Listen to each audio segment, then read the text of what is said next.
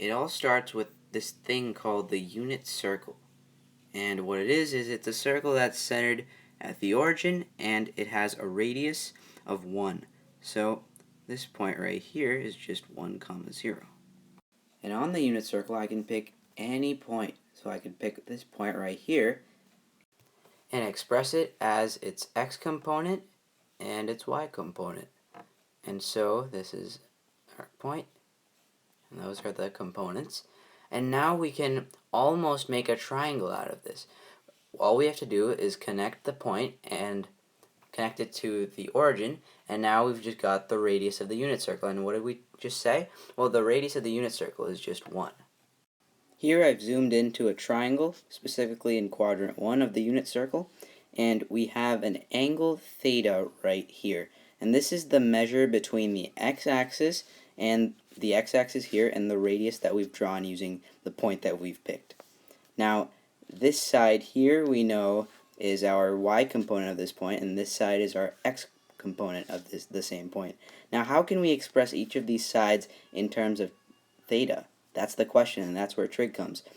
We're going to call this the opposite side, and that's because it's literally just opposite this angle here. This side doesn't even touch this angle. And now this side right here, the x component that we previously called it, is the adjacent side because it's literally touching this angle theta. Now this side right here, this long side, is, you probably know, is the hypotenuse because you probably know about right triangles. Now here's where trig comes, and these functions might seem like they're coming out of nowhere, but trust me, I'm not making any of this up.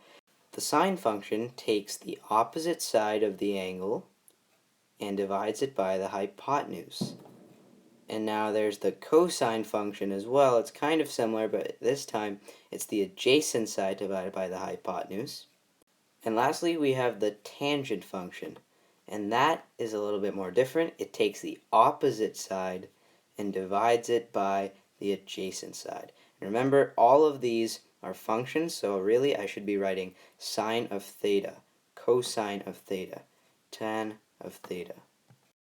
Now, there's a pretty cool mnemonic that helps you know each of these trig functions, and that is SOHCAHTOA.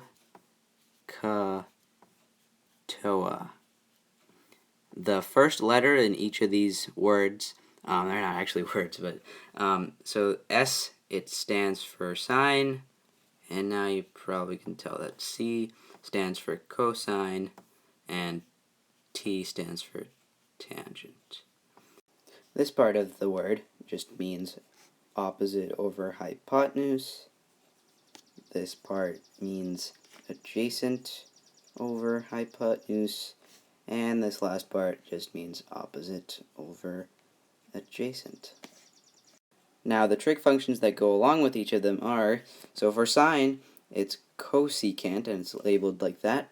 Cosine goes with secant, which is labeled like that, and tangent goes along with cotangent. Now, the cotangent and tangent might make sense. I mean, it's just adding the word co in front of tangent to make cotangent. These ones are kind of weird. You'd think that the co part of cosine and the co part of cosecant would mean that they go together, but they don't. Now, the three trig functions I just labeled here are the reciprocal of the trig function that they are associated with. So cosecant, for example, is just the reciprocal of sine. Let's try to derive something using the trig identities that we just learned. We know that sine of theta is just opposite over hypotenuse, but can we simplify that a little? Well, this hypotenuse really is just 1 because we are using a radius of the unit circle. So instead of writing sine of theta as opposite over hypotenuse all the time, we can just write, at least in the unit circle, that sine of theta is just the opposite side.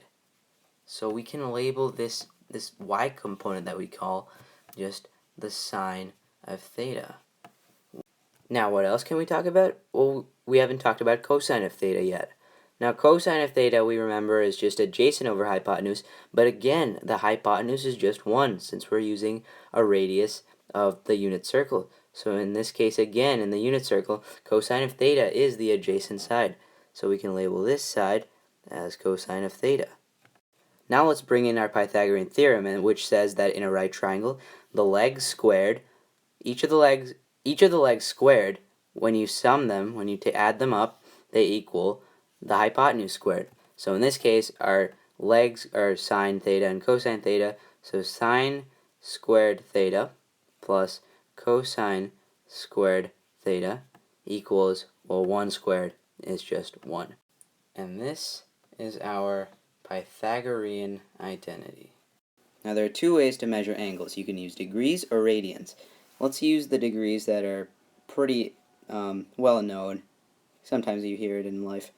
0 degrees, 90 degrees, 180 degrees, 270 degrees, 360 degrees. Hopefully you've heard of these ones from time to time. Now to convert to radians, you multiply it by pi over 180 degrees. Now what that does is, you can probably see that the degrees cancel, and well, anything times 0 is just 0. So 0 degrees is the same as 0 radians.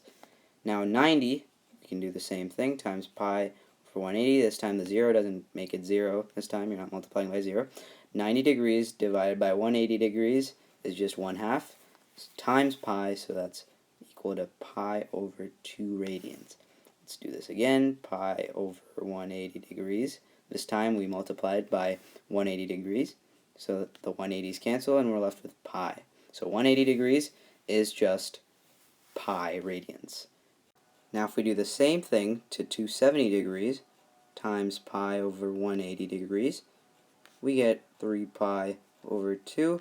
And lastly, if we do this to 360 degrees, we'll be left with 2 pi. Now if we want to plot all these on our unit circle, we can do that. So 0 degrees we know is just along the x-axis, so 0 degrees is the same as 0 radians. Now 90 degrees we know it's somewhere up here, and so instead of writing 90 degrees, we will write pi over 2. Instead of writing 180 degrees, we can write pi radians, and instead of writing 270 degrees, we can write 3 pi over 2 radians. Now, once we do 2 pi, we will be going all the way around the unit circle, and so we'll end up right here, back at 0. So I guess you could just call it 2 pi as well. And now you can see that every 2 pi, you complete a whole circle. We learned that this opposite side in any triangle on the unit circle is sine of theta. And now we're going to try to graph sine of theta. Well, we measure this sine of theta using the y-coordinate. So let's pick some points to graph sine of theta. Let's start with sine of 0 radians.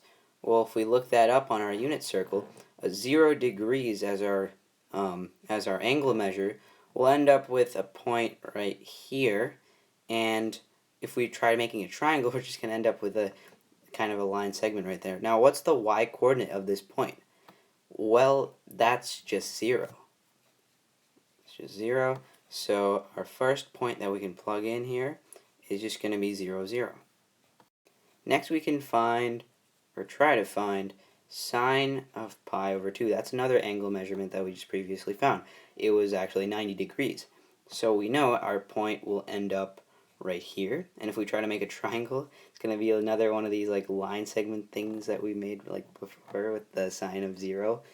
And this time, we're looking at the y-coordinate, and this looks like it's exactly ending up at the top point of this circle, if you know what I mean. Like, so this is going to be equal to 1. So our next point will be pi over 2, comma 1. Like that. Turns out if we keep increasing our angle measurements every time by pi over 2, we end up with pretty easy numbers to plot. So next is sine of pi, and now that'll end up right along the x-axis right here, and yet again we see that the y-coordinate will be 0. So we have our next point, pi 0. Our next point is going to be 3 pi over 2, and if we do this, we're going to end up right here. Remember, our angle measurements are getting bigger by pi over 2 each time. And now the y-coordinate's pretty similar to the green one right here, except it's on the opposite side, -1. So our next point is 3 pi over 2 comma -1, so that's going to end up right there. And lastly, with 2 pi, we're going to end up right back where we started, because 2 pi is a full circle. You're going in a full circle, so you're going to end up right back here, like we did with sine of 0. And so our last measurement will be 2 pi 0. Now if we try to connect the dots, we'll see that the sine function is one that curves. And it not only does it curves periodically. The sine function keeps on repeating itself over and over and over. You can verify that because every 2 pi we go in a full circle, and if we keep taking measurements more and more, we're going to end up with the same exact y coordinates just going over and over, and that's why sine repeats.